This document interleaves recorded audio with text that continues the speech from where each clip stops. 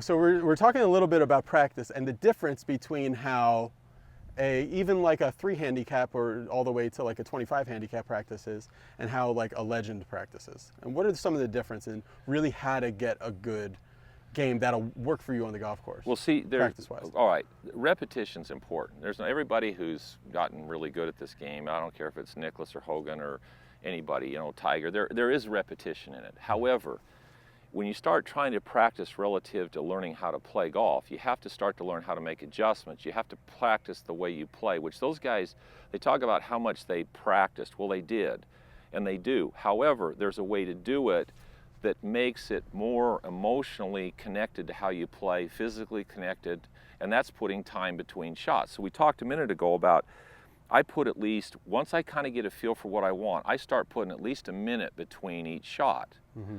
Now, I hit a ball. If I hit it well, okay, fine, take another minute.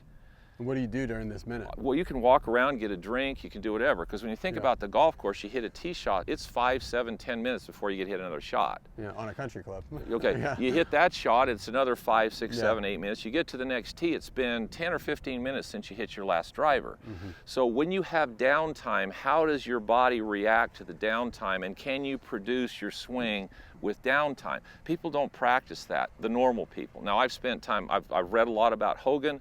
I spent a lot of time with Jack. The first time I watched Jack practice, it took us about 2.5 or 3 hours for him to hit 32 balls. And when we got through, I said, you know. What age was he then? Yeah, this 50s? Was an 87, right in that range. So he's still pretty good. Yeah. Okay, really so he, when I asked him, I says, Jack, it took us 2 hours. It took you 2 hours to hit 30 balls. Yeah. And he goes, so I don't understand what's your question. Yeah.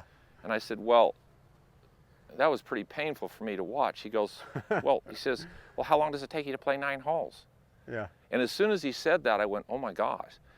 So what he was doing was he was hitting a shot, and then he'd put time between it, and he'd analyze it. He'd try to remember what it felt like. Did I do what I wanted to do? Did I miss it? If I missed it, what kind of corrections am I going to make? What am I going to do on this next shot? And then he'd get up to the next shot, then he'd hit that one, and he'd watch it, and he'd look at his divot, and he'd walk around, he'd make some practice swings.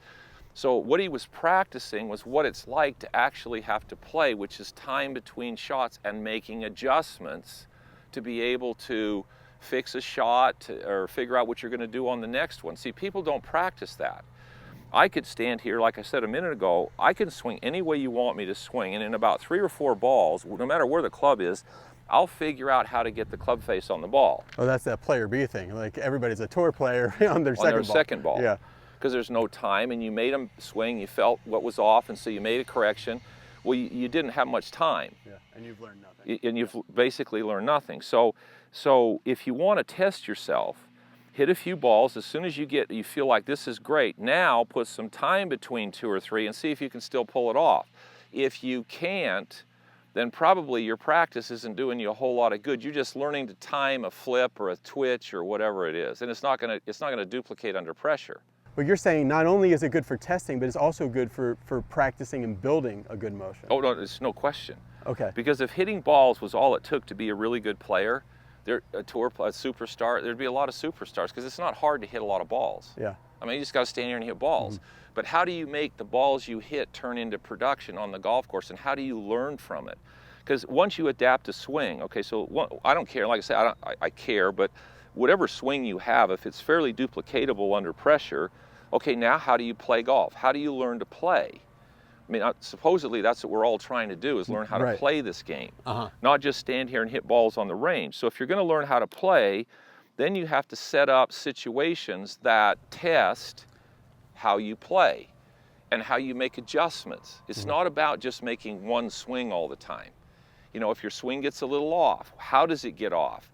When it gets off that way, what can you do with it to get it back on? Or what is the shots you need to play with to get it to the house so you don't shoot a million? See, there's a lot more to playing golf than standing here making a good swing. And I bought into, years ago, if I got my swing really good, or I got it to conform to the model I was looking at the time, that if my swing did what it was supposed to do, I'd be a good player. Okay. Well, I was a better player when I didn't have any idea what my swing was doing, but I just played. I knew how to play. Yeah. So what we're all getting trapped into with all the biomechanics and the science and the different ways to swing is we all keep trying to get a swing. For what? Now I got a swing. Okay, can you play? Well, I still can't break 100. Well, then what good's the swing? Mm-hmm. Have you seen guys with good swings that can't break 100 though? Well, not 100, but there's Right. a lot of guys with pretty good swings that for sure can't break 80 on Yeah, a I've consistent seen basis. that. Yeah.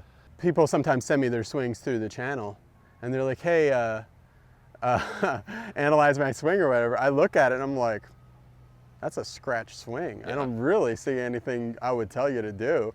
So it's definitely not the swing's not the thing, as somebody else has said. One of the things I still do with a lot of my mini tour players and tour players, they come in, I put their swing on the video, and then I start bringing up swings next to theirs that have won major championships and multiple tour events. And I said, now, you just tell me when you see a swing over yours that you would rather have. Yeah. And we'll put it in your body right now. And I keep bringing swings up, and they keep looking, and they keep picking their swings. No. Yeah, right. And, and after about 6 or 7 of them, I go, I have a question. You have picked your swing over 6 guys that have won a combined 50 majors and 200-300 tour events. You've picked your swing over theirs. Why haven't you won an event? It's obviously not your swing. Your swing's better than their swing. Yeah, and you come here wanting to grind your swing. And you want to fix your swing. Well, Yeah. I get the swing. I get understanding your swing and making it as duplicatable as you can. I get it. But at some point in time, it's about learning to make adjustments and learning how to play the game and hit the right shots at the right time for you. I mean, that's what it's about. So, you know, we can talk swing all you want, which I love to do it. I've studied it my whole life. But there's also an element there, which is how do you take what you have and test it to see if it will work when you play? And if it's not working, how do you make adjustments? That's part of learning how to play, is learning how to make those adjustments. So how do you practice that? You practice it on the range, putting time between shots. Go ahead, Mike. So it's been a couple minutes. You'll hit one, I'll hit one, and then we'll...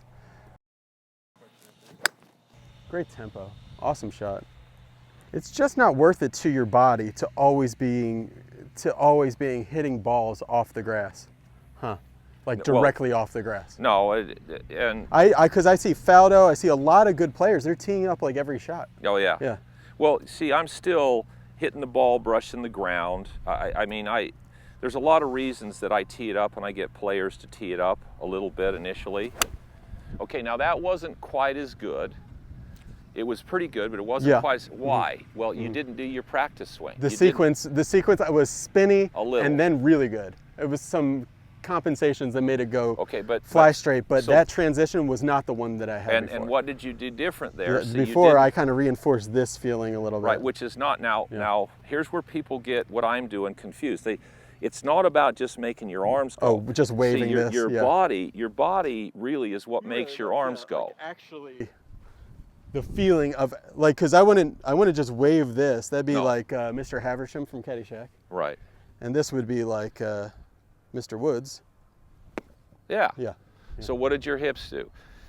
Certainly nothing conscious. I was not trying to do anything with my hips. They just did that. Because when you tie into a task that your body already knows how to do, the sequencing happens pretty much by itself. Your body is a taskmaster. It learns patterns. Yeah. So if you already know the pattern, then we don't need to rediscuss how to do it. Yeah.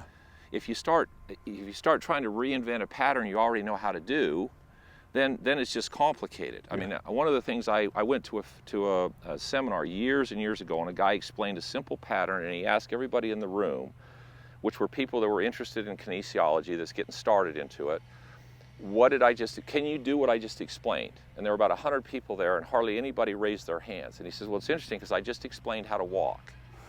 Right. So he took a fairly simple concept of walking, and he turned it into a scientific description of what was going on, and then asked you, could you do it? And everybody said no, well, because it sounded too complicated.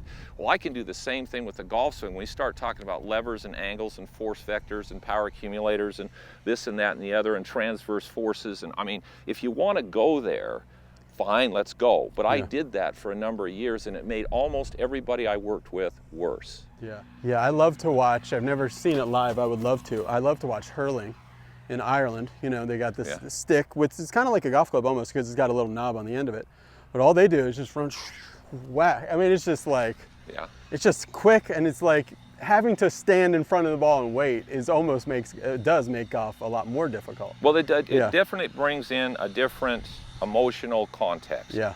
Because you have more time to think. Yeah. So how do you turn golf into a reactionary sport, which is another part about learning how to play? Mm-hmm. Because when you're on the golf course, you have to learn to react to the target and you emotionally and physically at any point in time. So you start picking the shots that make the most sense for you, not what on paper supposedly is correct. Yeah.